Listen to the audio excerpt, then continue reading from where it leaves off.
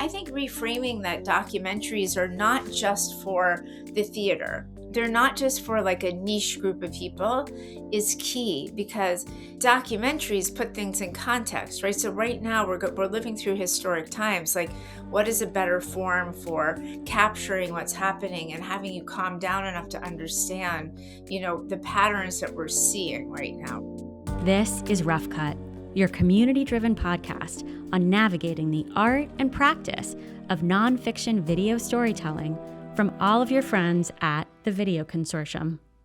Hey y'all, my name is Sky Dillon Robbins, and I'm the founder and executive director of the Video Consortium. And I'm popping into Rough Cut to tell you about a really exciting new initiative that we've just soft launched. So we know that pitching your work is hard and laborious and expensive, where you are constantly juggling decks and links and even website design just to get your work seen. And that is why we've built this new thing, this new platform called Project Pages. Project Pages is a streamlined home for your works in progress. And with one simple link, you can share a beautifully designed page that showcases your story to potential funders and partners that we're inviting to the platform too. So for creators, Project Pages is a seamless and low-cost way to keep your materials organized and trackable. And for industry partners, on the other hand, it is a powerful search tool to discover hot, vetted, high-quality projects from around the globe.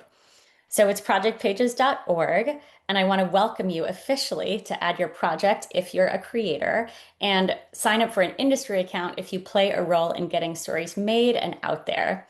Can't wait to see what you think. And now let's get back to this episode.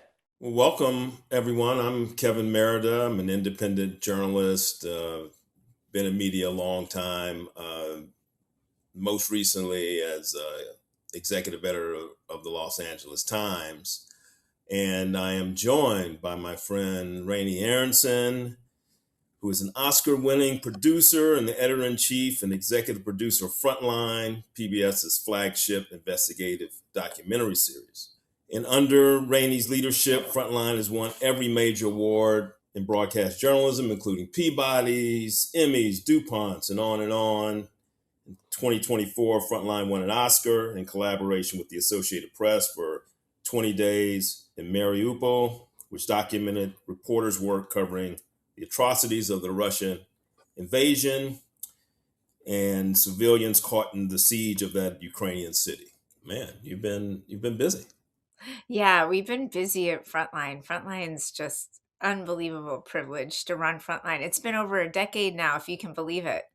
And we met so long ago now, we were kids, but yeah, now I'm 10 years into this job, and it's been, such a privilege of a lifetime. And the fact that our work is recognized a lot is great. And then the fact that we have to heal, like one of the things we said this weekend was, it's also bittersweet.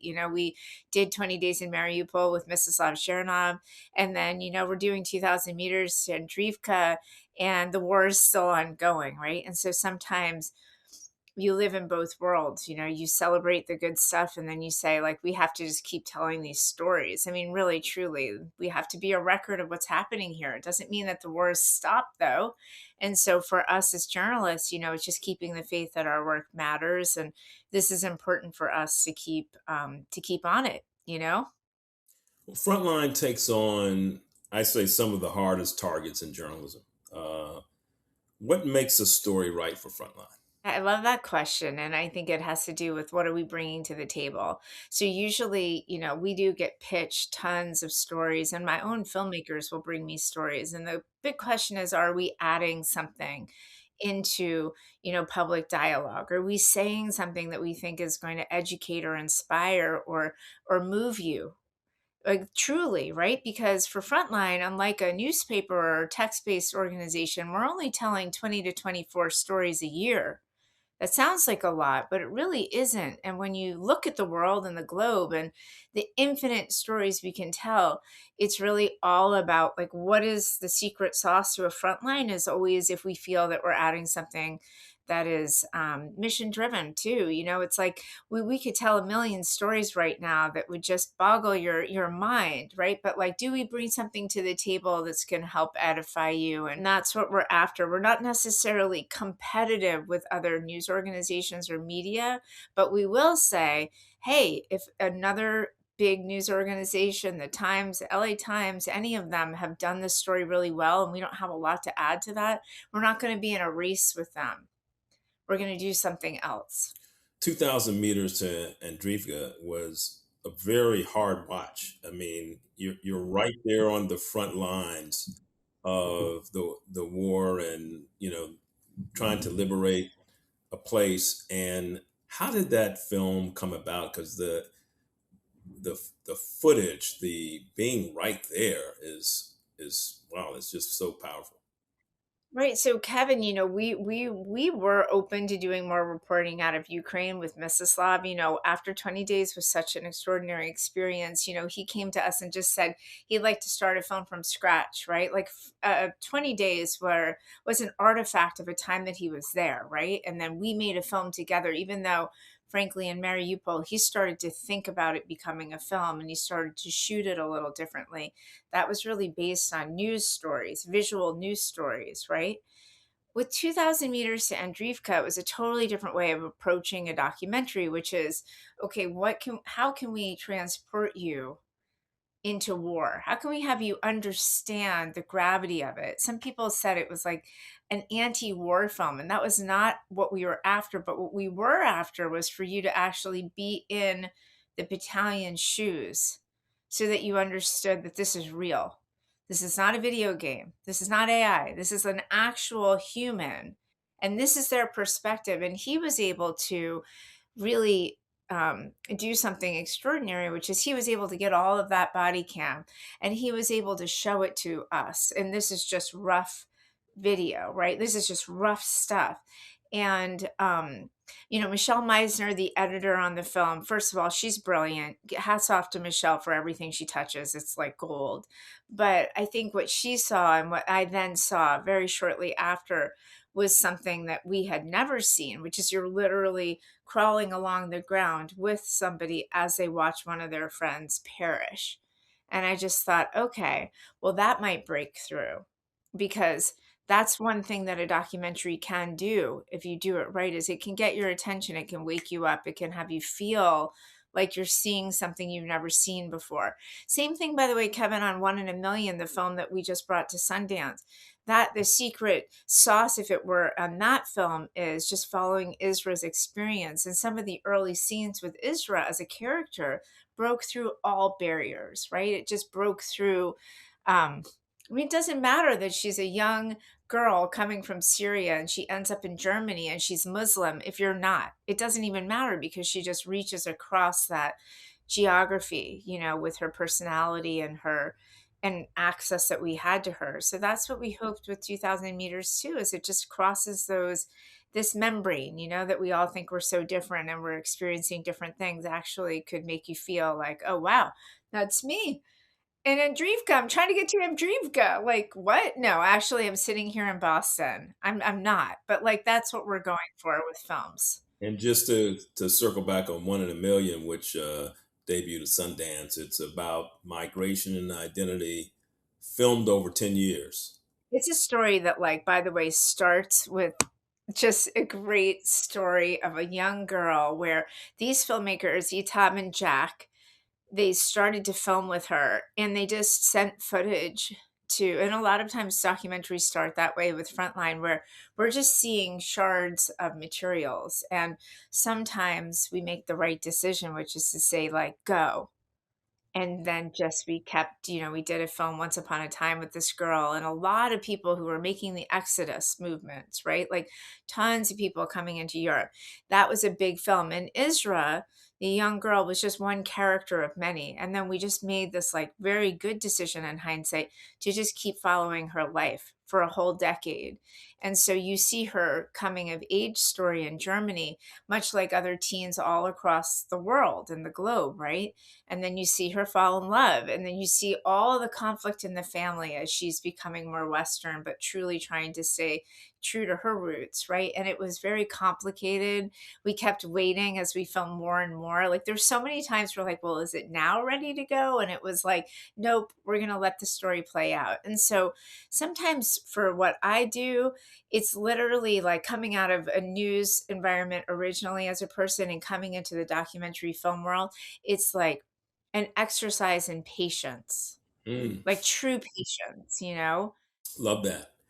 Well, Video Consortium, as you know, is nonfiction video It's creators of wonderful. all kinds, right? And that's a broad spectrum of work. I just wanted just to pull back a little bit. Where do you think we're headed in basic nonfiction video storytelling? Well, I think it's a great question. I think there's more visual storytelling than ever, and there's less support for it than ever. So there was like a moment where like documentaries just blasted into the landscape and were supported very fulsomely by the platforms and many big companies, right?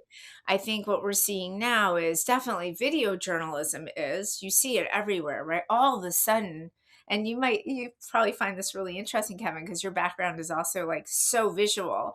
That so much of the journalism generation now is just fully on camera, which is wonderful, right?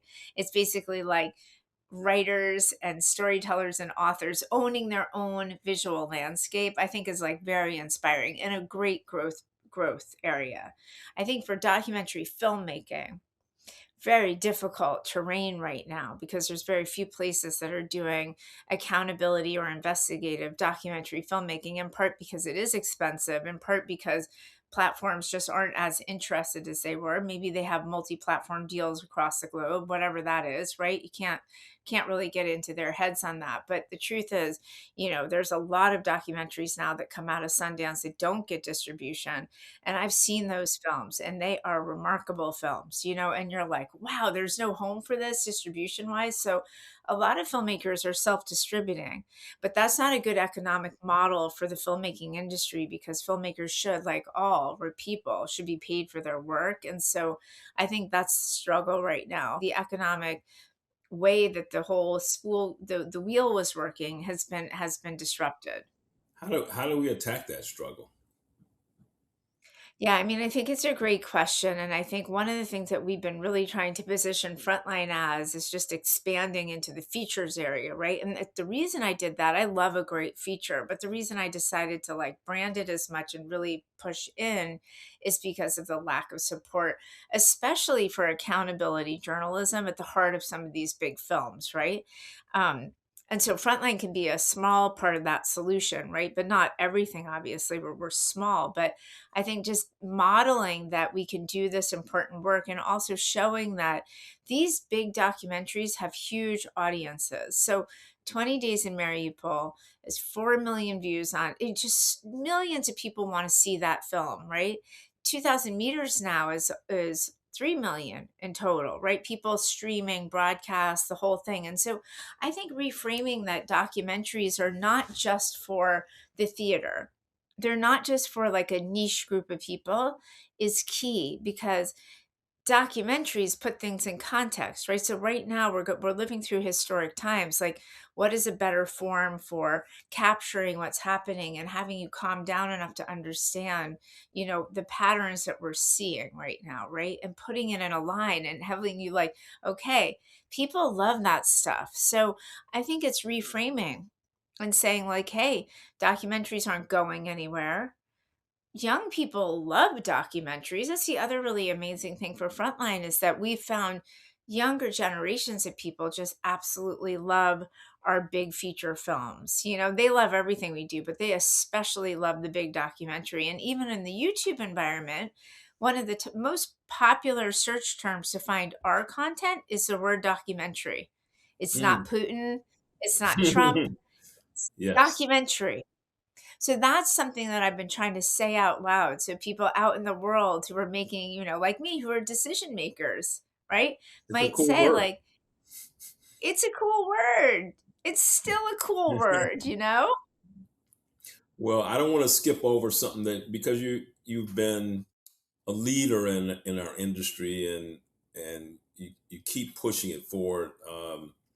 But you did, you created the formation of Frontline Features, right? And which is a relatively new documentary production and distribution initiative. Just say more about what you hope to accomplish with that. So, I mean, the big thing that we struggle with, right? And this is just public media, I think in general. It's like we don't have big marketing budgets, Kevin.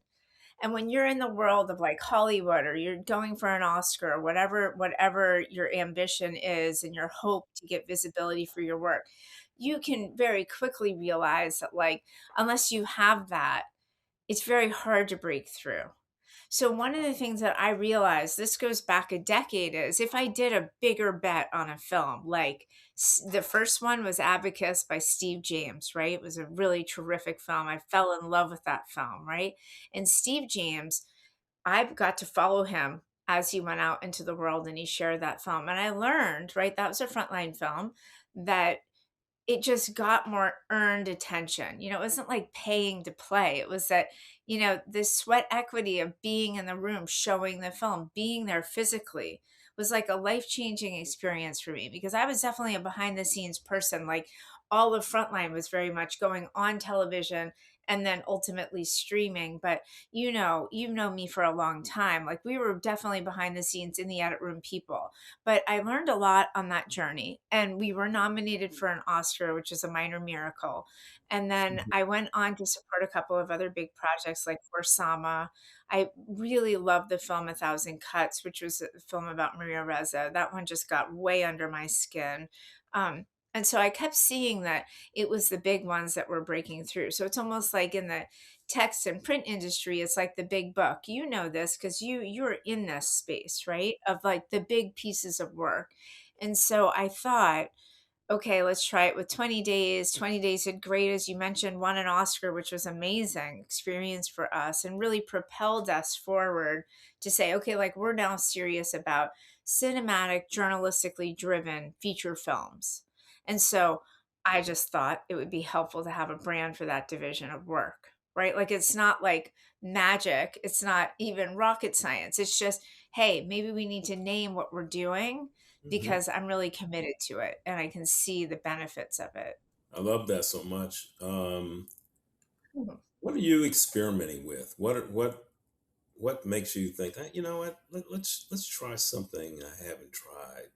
I love to experiment, as you know, and like we did VR for like 4 years. That didn't really work. I mean, the problem with VR, I love VR, was that you couldn't have a shared experience. So, and I learned that with my son actually once upon a time. It's like, "Mom, like I can't VR with my buddies in real time." And the technology has come a long way, but I remembered thinking in that moment like, "Oh, filmmaking, right? And the films that we make, they are a collective watching environment. Like they need to be out there with people and places." So I love to experiment. The thing that I'm most interested in right now, because I think it's really important, like and I'm saying this carefully because you're an editor. So like you can edit. So I really think we're at a tipping point right now where people don't know what's true and what's not. Like I don't Mm, say that in a cliched way. I say that in like kind of a profound way. That like I'm very nervous about this sort of information ecosystem. And so I keep thinking about like what can disrupt that. And the only thing I can think about is building trust with our audience. That like the people who are telling you the stories are real people and it's vetted and factual information. And like again, it's not like I can save the world, but maybe I could have a portion of our audience. And so that trust relationship with an audience is something that like we always assumed we had, Kevin. Like I think we need to assume we don't have it anymore. And I think that's like a big thing to say, and it's very sad, right? Like it's very sad to think about, okay, that trust has been, well, we've been pillaged, right? Like I think the media has been attacked. We've been forcefully attacked, right? And so I think that trust broke down. So what I spend my like nights worrying about is like if you don't have trust and people don't trust your work is real, then how do you have impact with your work? And how does journalism or the work that we do even stand as a record if it's not trusted? Long-winded way to say that The only way I can think of doing that is like showing our journalism more. And this isn't the most exciting or sexy thing to like experiment with, but actually, I think it's like almost everything. So it's like when we share the full transcript of an interview and a conversation. I know that's kind of mundane, but like again, it's like, can we do something at Frontline that says like, hey, we're going to show you our edits, like, we're gonna show you the actual conversation with whoever it is, the Steve Bannons of the world, the this or that, whoever it is, right? The other thing is thinking hard about, frontline producers have always been behind the scenes. Do we have to come out? Like, do we need to say, like, hey, this is who we are, this is what we believe, and like this is how we did the film? And again, this has been done in other ways and other forms. We just haven't done it because we're kind of like a formal show, right? We're a pretty formally made, produced, and edited show. I love that so much because I think we have to lean into transparency even more. I mean, and building trust is so important. We've got to attack it in many ways. I mean, involved with a nonprofit collaborative in LA called the LA Local, and Mm. it's Oh, I saw really, that you're involved with that. yeah, That's cool. it's local news. It's hyper local. It's the concept, but we're building a newsroom, a umbrella newsroom, and we have 24 partners that are all doing their own things in LA, and figure out how to harness all of that firepower. But part of what I think the magic of local news is that it's where people live, and if you're anchored and tied to the community, then you are looked at differently, and I think, we have people who live there, who are in the places that their audience travels, they're part of them. And I think that long lens we used to always have, the distance that we had for a long time, we thought we couldn't get too close, we would be Yeah. compromised. I think we got to get closer so that we learn our fellow human beings better. I think part of the trust is we just don't know enough. We're Right. not informed enough. But I love that idea of showing our work and being open about that. I think that's because I'd be the first one to dial in to see all of the ways that a frontline film comes together, all the discussions, the Well, I mean, decisions. it is interesting, right? Like, actually, the craft of what we do and how it's not mysterious, right? There's a way that we do things that's different than other filmmaking teams, but the one thing that we do have are very strict editing rules, right? One of the big things that we believe, for example, this is a great one, is like we don't believe in changing timelines on stories, where a lot of documentaries do.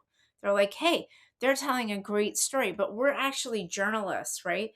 So if you have a timeline of how things actually happened in the world, you don't have to do a strictly chronological story. You just have to tell people like, hey, that happened 2 days ago.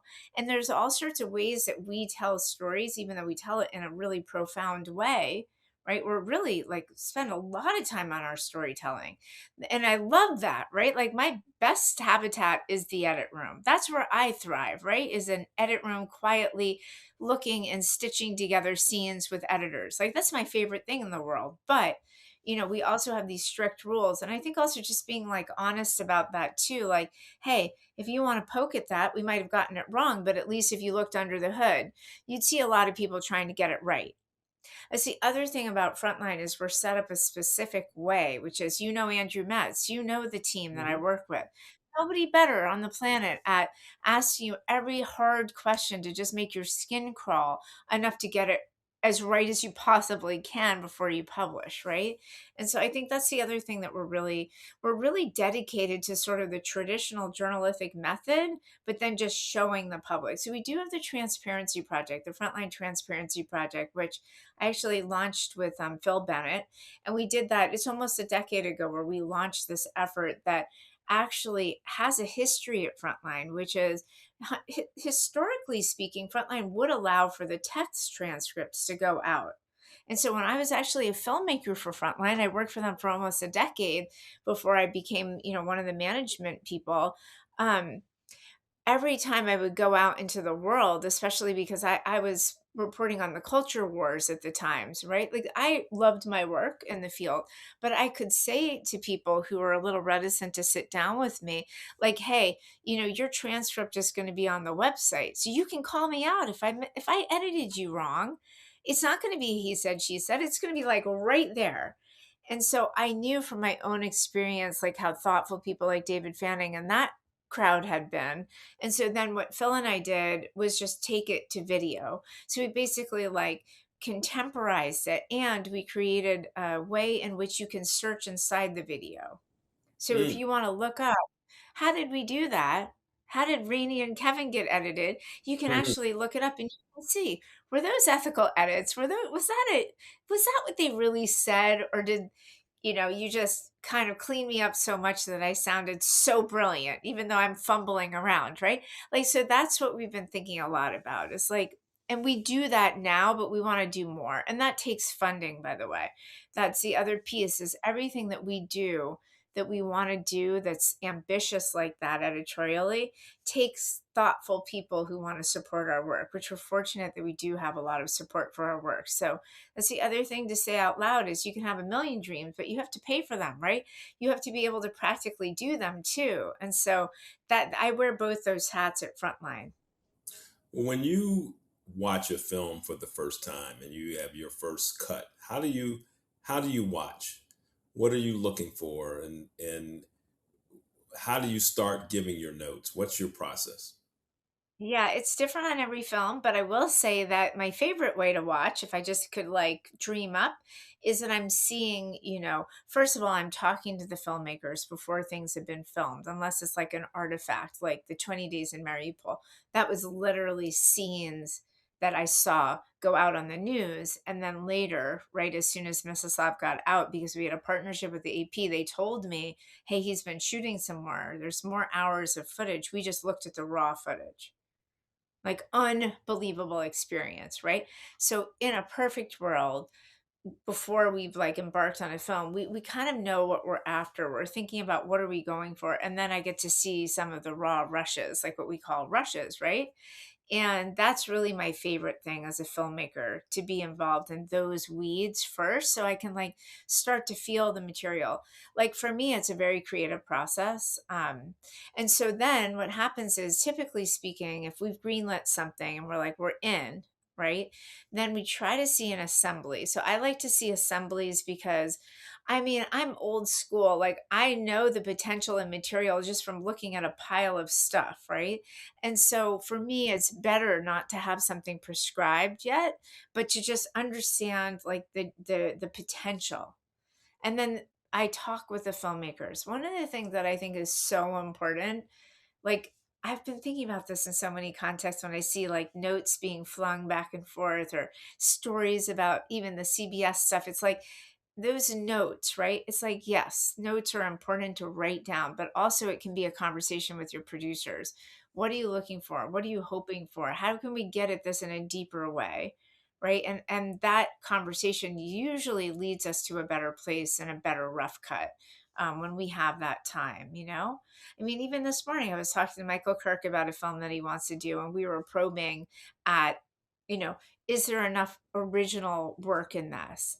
Are there enough original voices? And so that's what I'm looking for in those early cuts. It's like, what is original? What feels new, and like I would pay attention.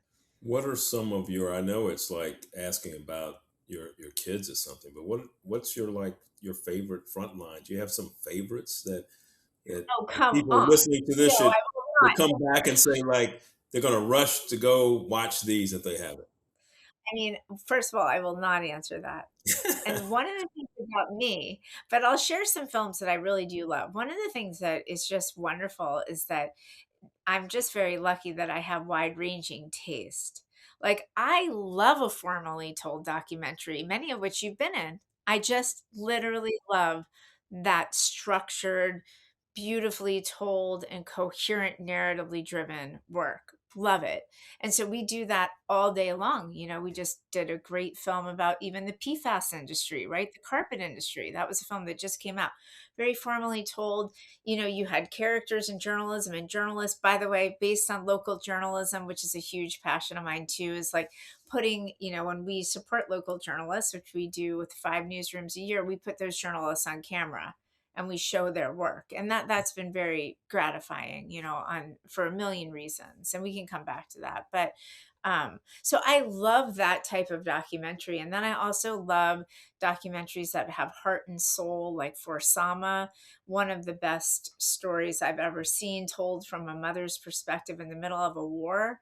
Like, who would know that, right, until you see that? And so I think something about that story for me really struck me, because I have kids, is that there is a way that some of our films can just reach across, geographic boundaries. That's what we're always looking for. It doesn't always do that, but and it's usually because there's some person on camera, like Wad Al Khatib in that situation, that just touches you deeply, right? One of the films that I love that never got a huge amount of attention is the film Interrupters by Steve James from years and years and years ago. Again, told from inside the community in Chicago, told from the ground up. So you're really in that movement and you're in with those people and you just feel like you're transported. I think we have a lot of disruption in our industry, and I mean threats. To public media. We've seen threats to journalism. How do you assess that? How do you process, assess, and respond to those? So I think where I go, and yes, we were defunded. That was difficult. It was difficult for anybody who's cared about public media to have CPB actually closed down. That just happened, right? That was like, no kidding. They closed down, right? CPB, by the way, the Corporation for Public Broadcasting, funds an entire system of stations.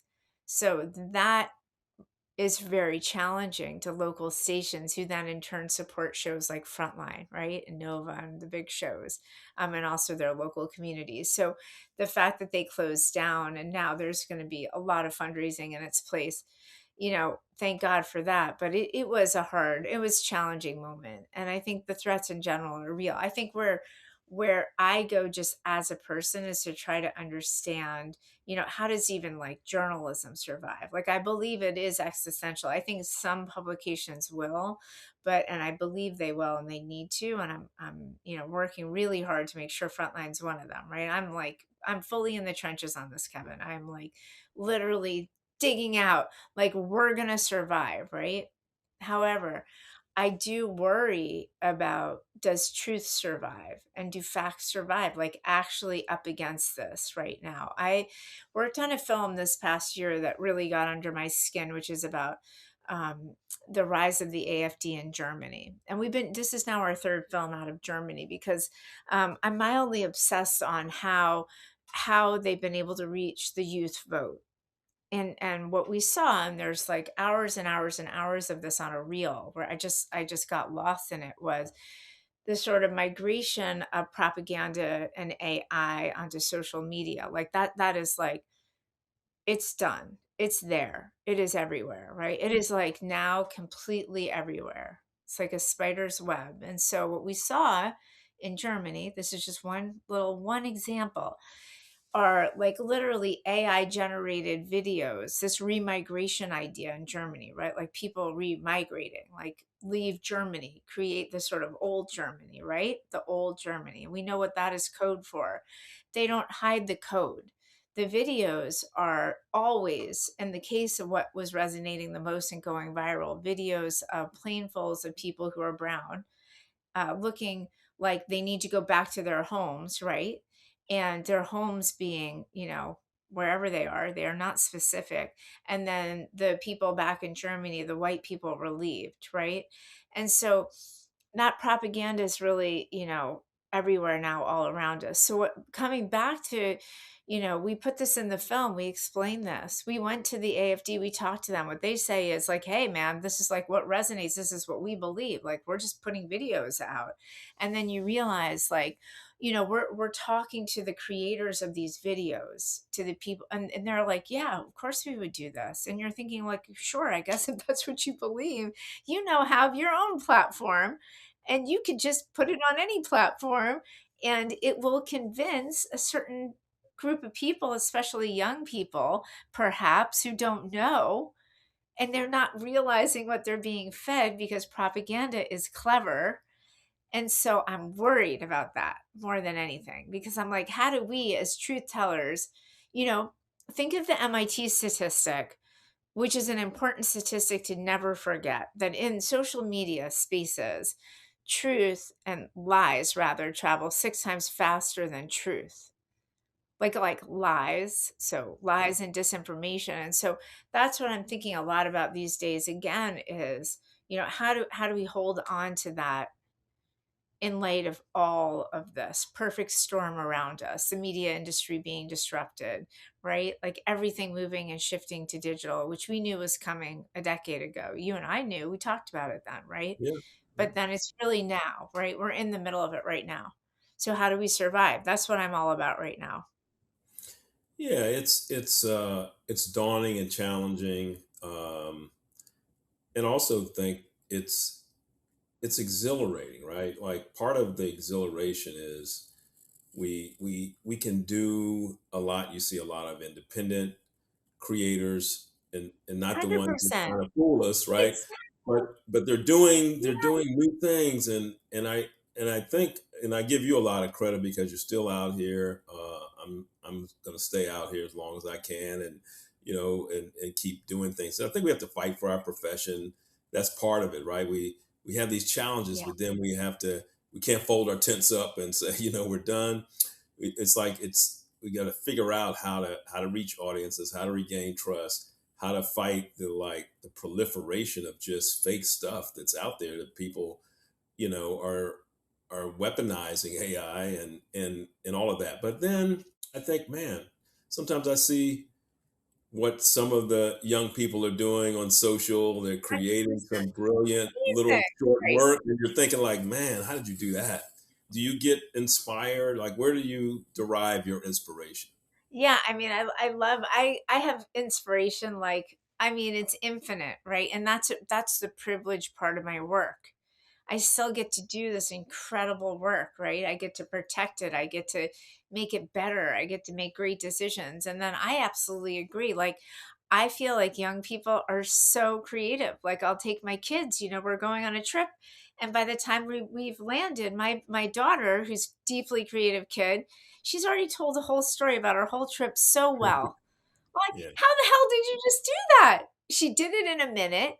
It's perfectly paced, and the images are all just right. And you're like, wow, Mira, hats off to you, right? And so I do think that there is this beautiful upsurge of independent voices and voices in general that are heard. And we know we're not perfect in like the traditional mainstream media. We are not been good at that either. So that part is inspiring. 33% of our audience now is global, if you can Mm, believe that, because of streaming. wow, that's So great. that's exciting for me. It's like the streaming environment is like we're built for this era. I fully believe that Frontline is built for this era because we're meant to be watched when you want to watch us, right? It's cool if it's on at 10 o'clock as well. Like we want the broadcast, but sometimes you don't want to watch that at 10 o'clock at night. You want to watch it on a Saturday afternoon. And so I think that's really how we've been able to expand our numbers and our audience greatly generationally across all the generations is because people can just watch us on demand, right? So that inspires me. I'm inspired by a lot. I'm more inspired than I am worried. But because Yeah. of my nature, I'm also worried. Well, you've done so much and accomplished so much. What would you like to do that you haven't done? Oh, that is a really nice thing to say. I barely feel that I've gotten started. I came from a very small town, a very small rural town in the middle of Vermont, like a little teeny town. And the town I grew up in actually is a very conservative town. It was like the birthplace of Take Back Vermont. and my family were like the people they were talking about. So I always feel like I'm an outlier, you know? And so we moved into this little town in the 70s. My parents were like really dedicated to like living off the land people. And I always think about that rural community because, you know, they had been pretty much left behind. You know, the Farm Bill had devastated the farm area. And so there was a lot of anger about the newcomers, like people like my family coming into that community. And I think a lot about those people and like the rural parts of America, you know, that are struggling economically and just having a really tough time. And I'm thinking like, how can our work reach them? Like every day, I'm thinking, how can we do meaningful work for the people I grew up with? You know, it was really quite a profound experience growing up in the middle of that town as a person. By the way, looking back, interestingly, you know, because it was the birthplace of Take Back Vermont, which is also the precursor to the Tea Party movement, I realized a thread in my own life, which is just an obsession with understanding these differences politically and where they came from. And my observation growing up in this teeny town was that it was a lot of anger at not having opportunities, obviously. It's an obvious thing to state today in 2026, but back then, that felt like the roots to a lot of the anger that I experienced as a newcomer in that town. Do you have any big, in the back of your mind? Maybe you don't want to share them here, but maybe you want to let us in on them. Big ambitions or things like, here's something I'd really love to do. I'd like to write a book about that experience because I think it's a very Oh, unusual yeah. experience. Yeah. It's not Oscar winning kind of stuff necessarily. It's not really the goal, but it's like understanding what happened to America. You know, it's always been evolving. We know it's never been perfect ever. So it never I, will I be. agree But with you on that. I agree with you. I think there are vast parts of the country that don't get attention. And, they don't, obviously, we know about the news deserts that don't get a daily attention, but they don't get national attention. And I think you do that book, I'm gonna advance order it. I'll be one of the first.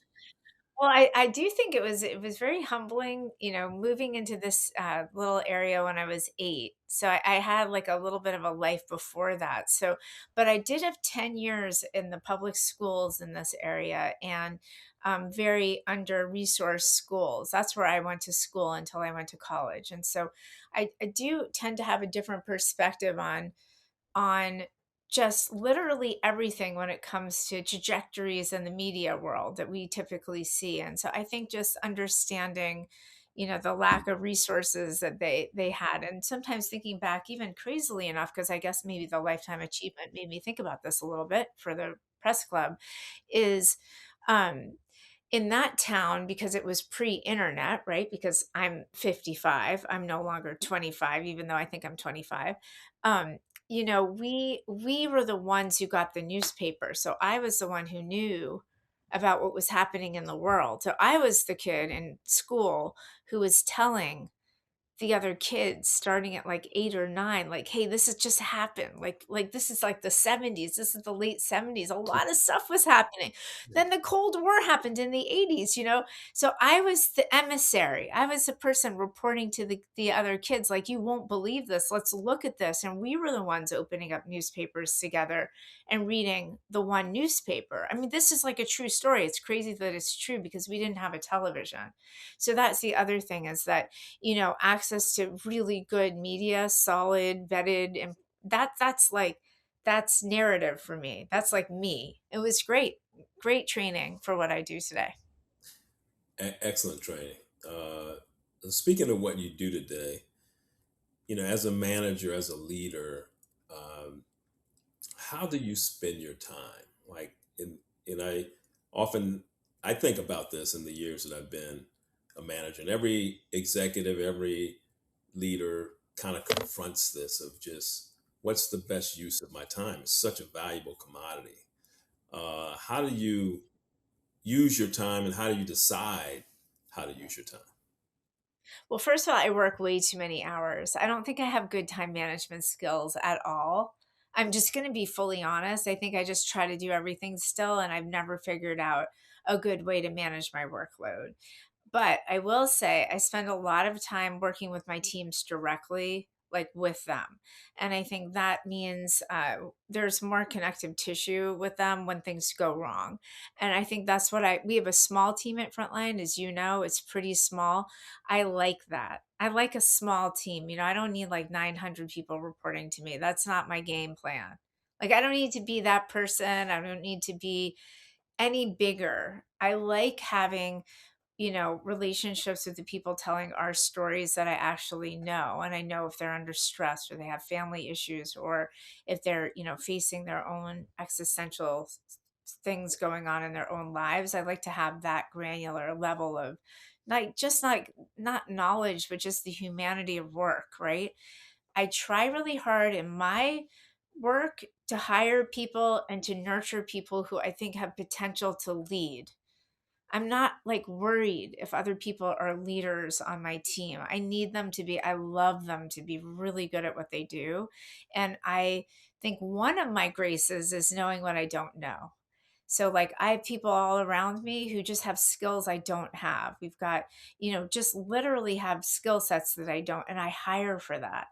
And so I am hierarchical in the sense of like, yes, I am the boss and that matters, but I really try to listen to these trusted people around me. And some of these people and we've been working together for like a couple of decades now.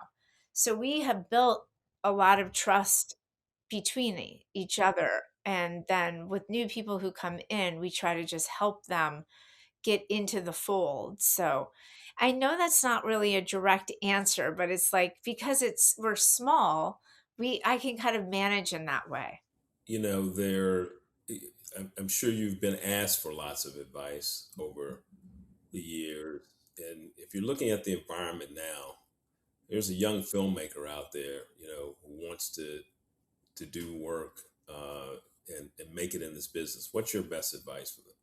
Yeah, well, I actually do teach at Columbia now, which is one of my most, like, honestly, you back to like what inspires me is these young filmmakers that I get to teach and talk to. And frankly, they're teaching me as much as I teach them.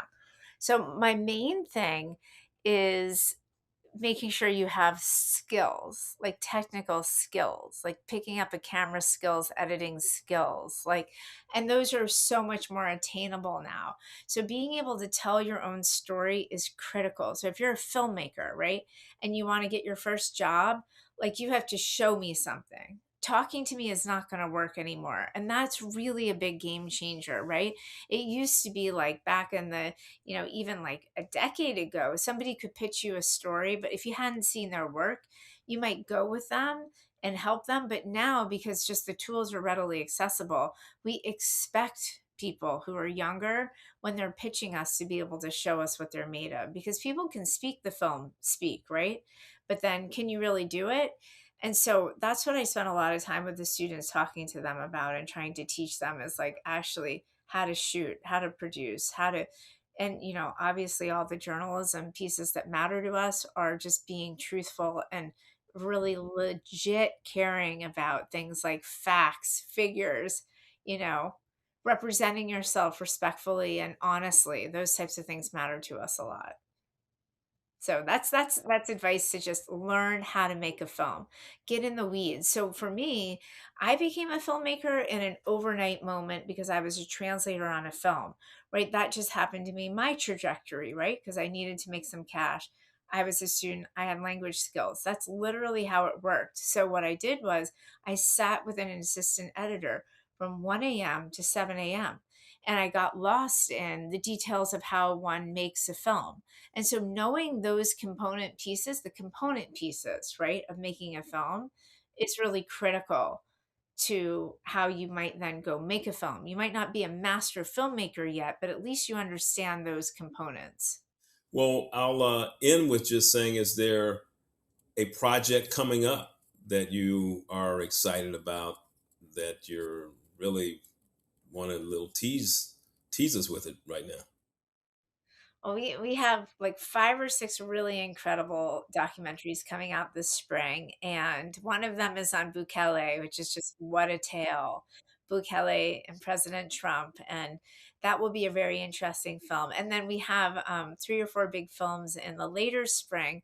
one of which is looking at the Fed. I know it's like the Fed, really? But actually, we all need to understand monetary policies. And I have been trying for so long to understand it. And there's a big film on the Fed coming up, and also the Department of Defense or the Department of War, whichever way you want to call it. We have a big investigation into that coming out later this spring as well. So big stuff from Frontline this spring.